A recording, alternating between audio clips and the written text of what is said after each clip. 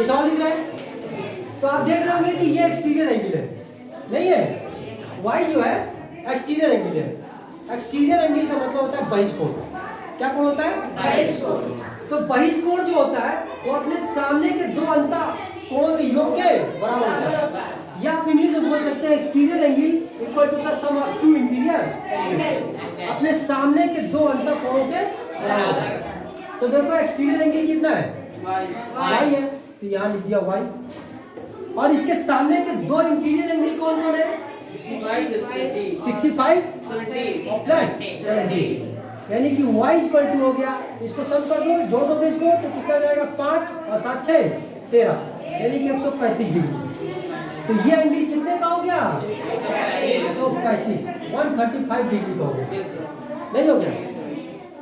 और देखो ध्यान दो, और ट्रायंगल के तीनों इंटीरियर एंगल का सम कितना होता है? 180 होता है, नहीं होता है? किसी भी ट्रायंगल के 3 इंटीरियर एंगल, याद रखो इंटीरियर एंगल, एक्सटीरियर नहीं, इंटीरियर, 3 इंटीरियर एंगल का सम कितना होता है? 180। अभी हमने तुमको पीछे सिखाया कि angle P plus angle Q plus angle R मिलके कितना जाएगा? 180। तो एंगल P देखो कितना है? 65 हो गया, प्लस एंगल Q कितना है? 70 हो गया। एंगल R कितना है? एंगल R बताओ कितना है?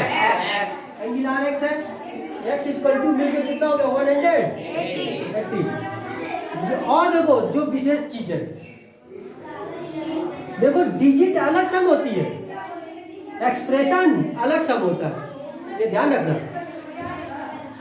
कुछ लोग इसको यूज सम कर देंगे, 65 प्लस 70 प्लस x, इसको जोड़ो कितना हो गया? ये 5 और 7 और 6 जोड़ के 30 और x। ये गलत है, ये गलत है।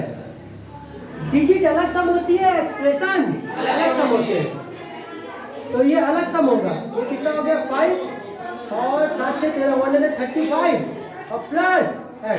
देखो ये इस तरह सम होगा। एंगल अलग सम होते हैं, एक्सप्रेशन अलग सम होते हैं, और ये मिलकर के 180। अगला रूल क्या है? डिजिट को डिजिट के पास ले जाओ, एक्सप्रेशन को अलग रखो। तो ये x हो गया, और ये 180, इधर ये पॉजिटिव है प्लस में, इधर जाएगा तो माइनस जाएगा, माइनस का 135। इसमें से घटा दो इसको, तो 10 में से 5 गया 5, अरे 10 में से 5 गया 5, यहाँ कितना हो गया? 7 हो गया ना, और 7 में से 3 गया 4, यानी कि ये एंगल कितने का है? 45 का है। बात समझ आ रही है? और देखो ये एंगल फिर से 45 में निकाल दे रहा हूँ, अलग चीज है। तो याद रखो, एक स्ट्रेट लाइन पर जब दो एंगल होते हैं, देखो ये स्ट्रेट लाइन है ये, और ये देखो लाइन ये पड़ी है ना, तो यहाँ पे देखो दो एंगल बन रहे हैं, एक ये और एक ये। एक स्ट्रेट एंगल पर जब दो एंगल बन जाते हैं, तो इन दोनों एंगल का सम हमेशा 180 होता है। इन दोनों का सम हमेशा 180 होगा।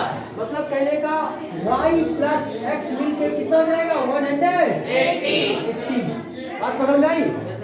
अब देखो y कितना निकालना तुमने? 135। देखो इसको निकाल दो 135 और प्लस, मान लो तुमने x की वैल्यू नहीं निकाली थी, तो यहाँ पे क्या लिख दो? x equal to 180। फिर डिजिट को डिजिट के पास ले जाओ, तो x इक्वल टू 180 माइनस 135। तो देखो x इक्वल टू 10 में से 5 गया 5, 7 में से 3 गया 4, देखो तब भी 40। ये हमने तुमको दूसरी ट्रिक बताई। एक स्ट्रेट एंगल पर जब दो एंगल होते हैं, तो उनका सम हमेशा 180 होता है।